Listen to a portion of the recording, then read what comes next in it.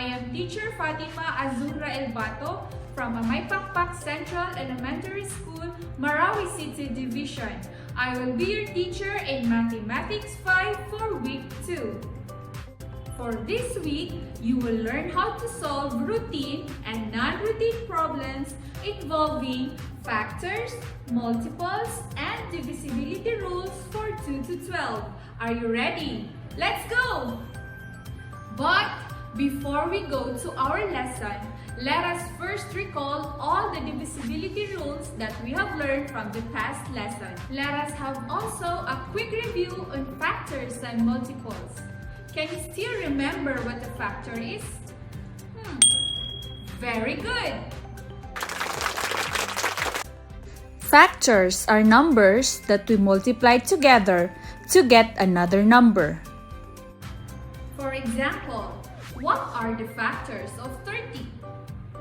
So, we are going to list down all the factors of 30, starting from 1 times 30 is equal to 30. 2 times 15 is equal to 30.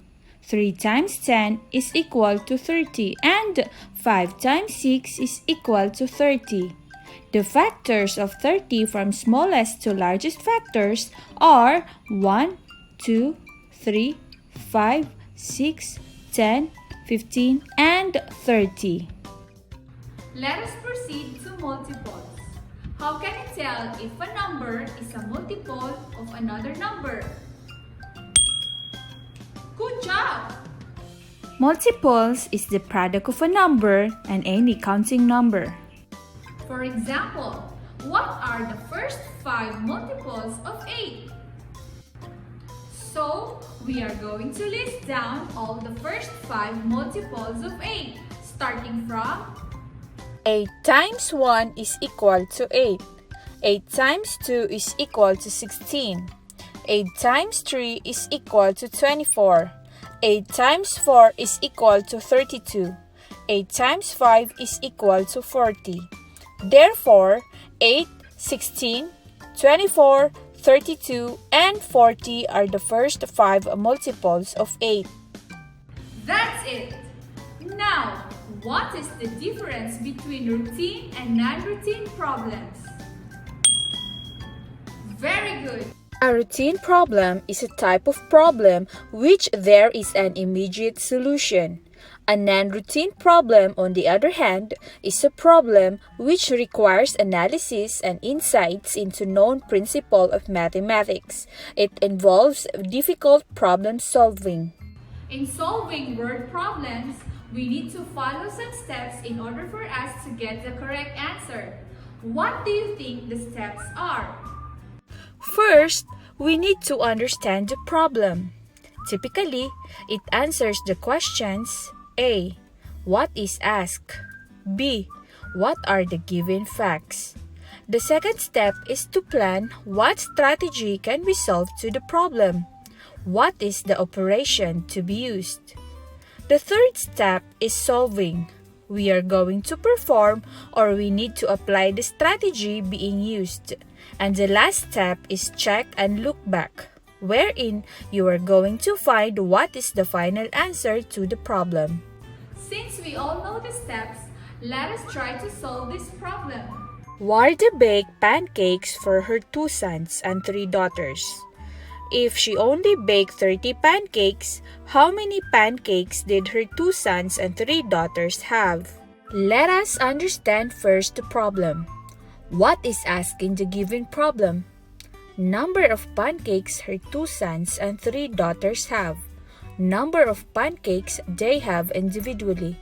What are the given facts? Warda has 2 sons and 3 daughters. Warda baked 30 pancakes. The next step is to plan. So, let's think of what operations we can use to solve the problem. We will apply multiples and divisibility rules for 2 and 3. The third step is to solve the problem. We will find the multiples of 2 and 3 until we get the sum of 30. So, 2 is for 2 sons of Warda. 3 is for 3 daughters of Warda. Let's start getting the multiples of 2. 2, 4, 6, 8, 10, and 12. Then, the multiples of 3. 3, 6, 9, 12, 15, and 18. When we get the sum, we have 5, 10, 15, 20, 25, and 30. The results are, there are 12 pancakes for Warda's 2 sons and 18 pancakes for her 3 daughters. The last step is to check. Let's check if our answers are correct. Based on given facts, Warda has 2 sons and 3 daughters, and she baked 30 pancakes for them. Based on our solution, her 2 sons have 12 pancakes, and her 3 daughters have 18 pancakes. So, 12 plus 18 is equal to 30 pancakes. Our answer is correct! Therefore, there are 18 pancakes for her 3 daughters and 12 pancakes for her 2 sons. Very good! So, learners, are you ready to solve another problem? Very good. You may now get your pen and a piece of paper. You can pause this video after reading the problem. Then, play it again when you are done solving. Teacher Aisa's age is greater than 40 but less than 50. Her age is divisible by 2, 4, 6, 8, and 12. How old is Teacher Aisa? Let us understand first the problem. What is asking the given problem?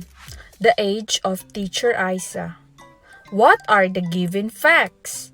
Age is greater than 40, age is less than 50, and age is divisible by 2, 3, 4, 6, 8, and 12. The next step is to plan. So, let's think of what operations we can use to solve the problem. Since there are just a few numbers based on the given facts, it says age is greater than 40 but less than 50.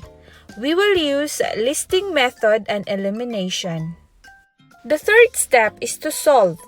Let us solve the problem using listing method and let us apply the divisibility rules based on the given facts. It says age is divisible by 2, 4, 6, 8, and 12. Let's check the table. The only number which is divisible by 2, 4, 6, 8, and 12 is 48. So, 48 is the age of Teacher Aisa. Let us check. 48 is divisible by 2. 48 is divisible by 4. 48 is divisible by 6. 48 is divisible by 8. And 48 is divisible by 12.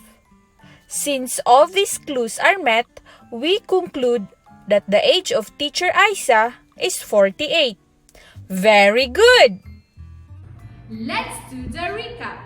What are the 4 steps in solving routine and non-routine problems? Very good! Understand, plan, solve, and check. So learners, that's all for today. Thank you for watching this video.